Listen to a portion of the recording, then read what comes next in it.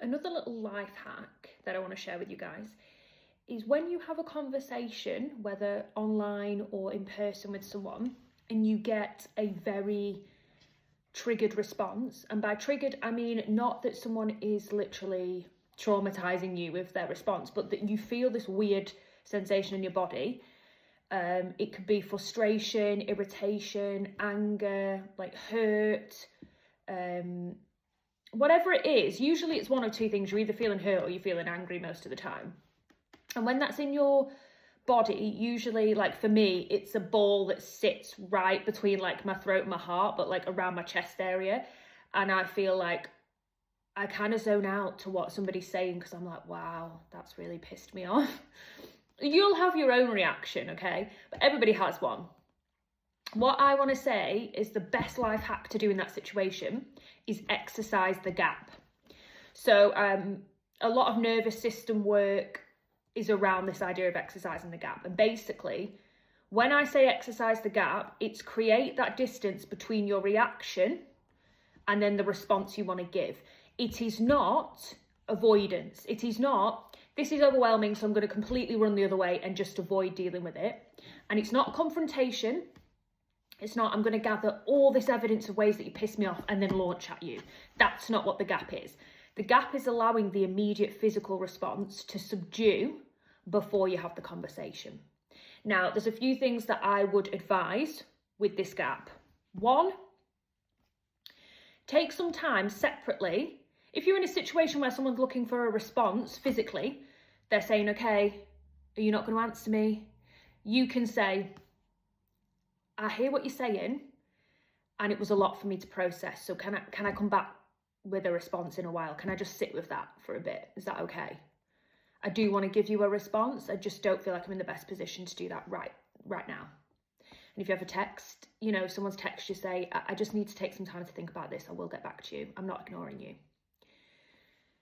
Take some time. I would do this as an alone exercise. If it helps, write down the things that have annoyed you. Sometimes you can do it as just a rant of all the things that have annoyed you, because then when you cool down and you come back to it, you might be like, oh, that was kind of dramatic. Now I've just dragged in everything that we've ever had a disagreement with for our entirety of our relationship. That's not really necessary.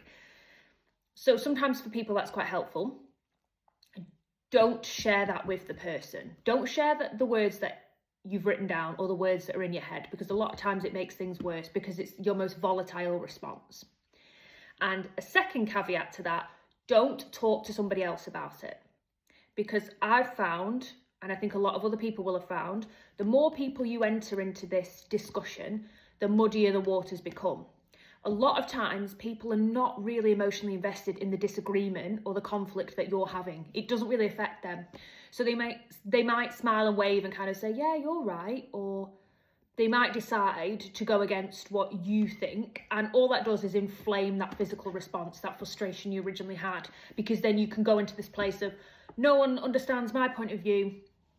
All of these things would just create more disconnection. Have that gap. Take the time to kind of, if you want to write it down, write it down. If you want to talk to yourself about it. But then when you exercise that gap, take a pause from it. Go and do something else. Usually exercise is a really great one, or something relaxing for yourself, or watch a program and take your mind off what that situation is. The more you ruminate, the more volatile your response will be to that person. And a lot of times, once we take some time to sift through it, we understand where it's coming from. Now, understand that your response is because of something within yourself, not necessarily what they've said. It might be that you feel that they've walked across a boundary. It might be that it's a pattern re-emerging where people kind of think things about you and you don't agree with it.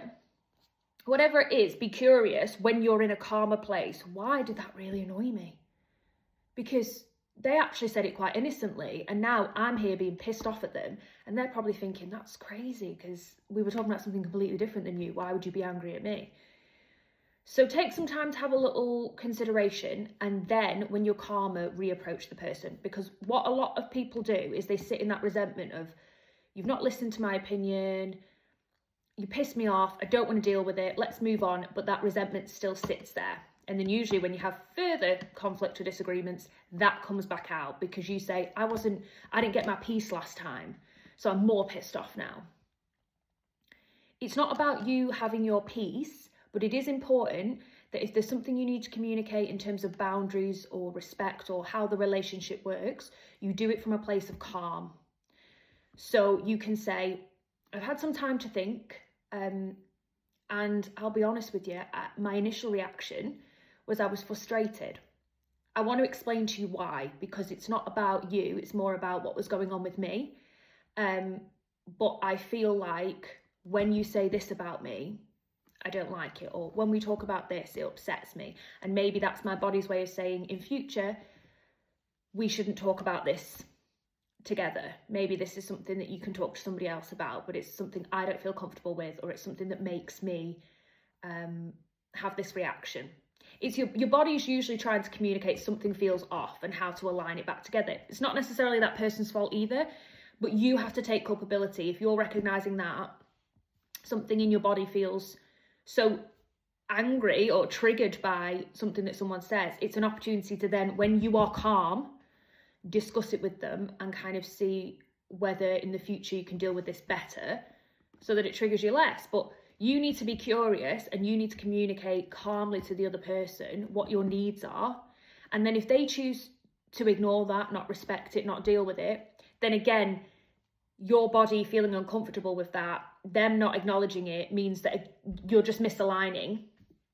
And then maybe you need to consider whether you invest as much energy in that connection or that relationship or that friendship. And your body will know, because if you kind of start to dread interactions with that person, it might be your body saying that this isn't something that's healthy for you anymore. But yeah, in summary, exercise the gap and see if that helps moving forward.